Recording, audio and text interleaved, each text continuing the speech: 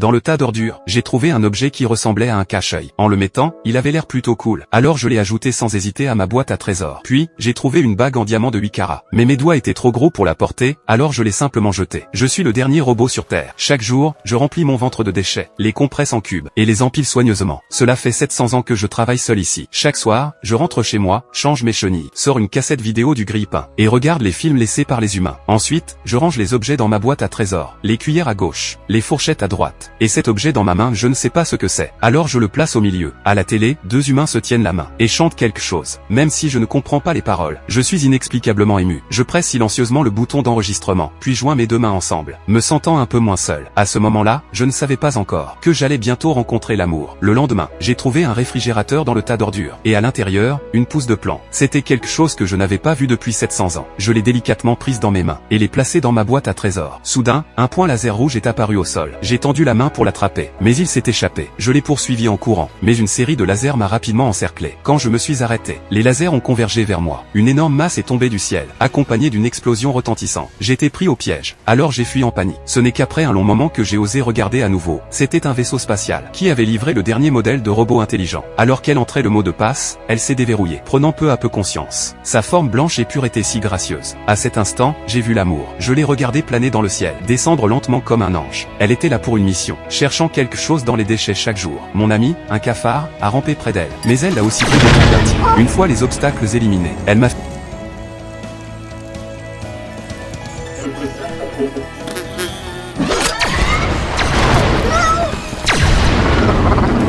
finalement remarqué. Elle n'avait trouvé aucune trace de vie. Et dans sa frustration, elle a fait exploser plusieurs navires de croisière. La voyant découragée, j'ai rassemblé mon courage et me suis approché d'elle.